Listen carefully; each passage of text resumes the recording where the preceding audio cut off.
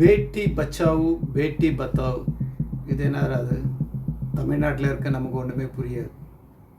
பெண்களுடைய பாதுகாப்பு மற்றும் முன்னேற்றத்திற்காக அரசாங்கத்தால் கொண்டு வரப்பட்ட ஒரு திட்டம் 2015 2021 வரைக்கும்.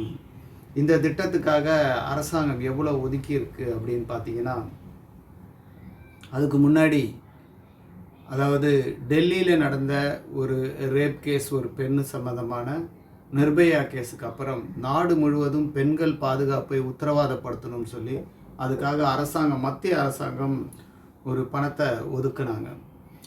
அந்த பணம் எதுக்கெல்லாம் செலவழிக்கணும்னு சொல்லி போட்டிருந்தாங்கன்னா, குறிப்பாக சிசிடிவி எல்லா இடங்கள்லையும் வைக்கிறது, முக்கியமான இடங்களெல்லாம் வைக்கிறது, மாதிரி பாதுகாப்பு, போலீஸ் இந்த மாதிரி ஆட்களை அதிகப்படுத்துவது பெண்களுடைய பாதுகாப்புக்காக அப்படின்னு சொல்லிட்டு.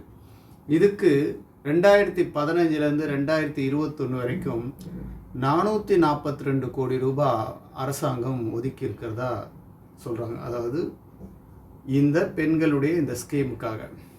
ஆனால் அதில் செலவழித்தது எவ்வளவு இந்த சிசிடிவி இந்த மாதிரி விஷயத்துக்காக அப்படின்னு பார்த்தீங்கன்னா, வெறும் 94 கோடி ரூபாய். 442 எங்கே இருக்குது, 92 கோடி ரூபாய். அப்போ என்ன செலவழிக்காமல் விட்டாங்களான்னு பார்த்தீங்கன்னா, இல்லை, செலவழிச்சிருக்காங்க. எதுக்காக செலவழிச்சாங்கன்னா, அதான் நமக்கு தெரியுமே, நம்ம எல்லாமே மீடியாவில் பப்ளிசிட்டியில் தானே வாழ்ந்துட்டுருக்கோம். அதை பார்த்து ஏமாந்துட்டுருக்கோம்ல. 442 கோடி ரூபாயில் 94 கோடி ரூபாய் இந்த பெண்கள் பாதுகாப்புக்காக செலவழிச்சிருக்காங்க. பேலன்ஸ் காசு 354 கோடி ரூபாவை எந்த மாதிரி விஷயத்துக்கு செலவழிச்சிருக்காங்க தெரியுங்களா? நம்ம பிரைம் மினிஸ்டருடைய விளம்பரத்துக்கு, இந்த திட்டத்தை பற்றி விளம்பரம் செய்வதற்கு 352 கோடி ரூபாய். பெரிய பெரிய வால் போஸ்டர், டிவியில் விளம்பரம் கொடுக்கறது, பத்திரிகையில் விளம்பரம் கொடுக்கறது, பெண்கள் பாதுகாப்புக்காக நாங்கள் தான் இருக்கோம் அப்படின்லாம் சொல்கிறது, இதுக்காக செலவு பண்ணது 352 கோடி ரூபாய்.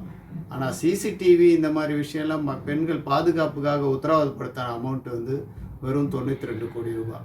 இதுதான் இவங்க பெண்கள் பாதுகாப்பு மேலே இவங்களுக்கு இருக்க அக்கறை.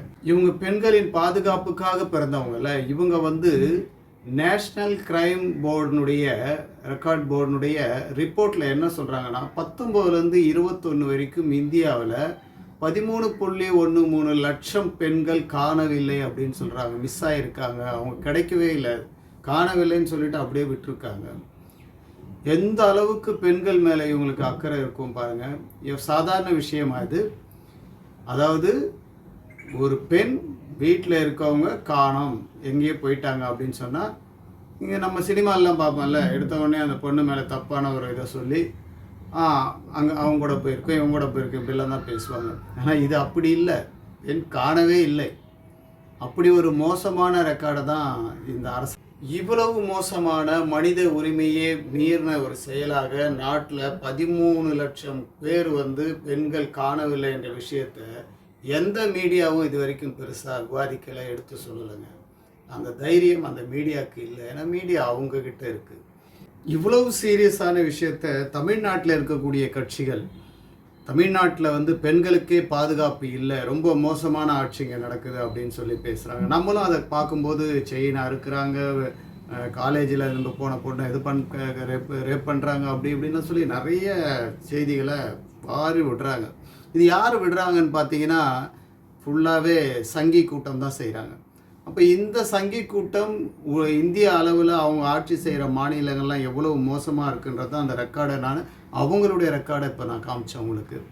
ஸோ ஆனால் அதை பற்றி பத்திரிகைகள் பேசலைன்னு சொல்கிறது வேறு, மீடியா பேசலைன்றது அவங்களுடைய கண்ட்ரோலில் இருக்கனால அது சொல்லலை. ஆனால் பெண்களுக்காக பிறந்தவங்க நம்ம நாட்டில், நம்ம தமிழ்நாட்டில் இருக்காங்கல்ல, சீமான் பேச மாட்டார். பிஜேபி ஆளக்கூடிய மாநிலங்கள் இவ்வளவு மோசமாக இருக்கே அப்படின்னு சொல்லி அதை பேசுறது உனக்கு தகுதியே இல்லைன்னு எங்கேயுமே அவர் சொல்ல மாட்டார். நம்ம அனில் குஞ்சு அவரும் சொல்லவே மாட்டார். அவருக்கு அந்த வார்த்தையை தவிர மற்றது எல்லாத்தையும் சொல்லுவார். ஆனால் ஒன்று கிளிப்பிள்ளை மாதிரி திரும்ப திரும்ப அது மட்டும்தான் அவருக்கு சொல்ல தெரியும். வழக்கமாக நம்ம எடப்பாடியார், அவருக்கும் அது சொல்ல வராது. ஏன்னா அவர் அதை சொல்லனா கூட கேட்டு தான் சொல்லணுன்ற நிலைமையில் இருக்கார். மக்களை புரிந்து கொள்வோம். இப்படிப்பட்ட விஷயங்களை தெரிஞ்சுக்கணும்னு நினச்சிங்கன்னா எங்கள் சேனலை சப்ஸ்கிரைப் பண்ணுங்கள். தொடர்ந்து நாங்கள் சொல்லிக்கிட்டே இருப்போம்.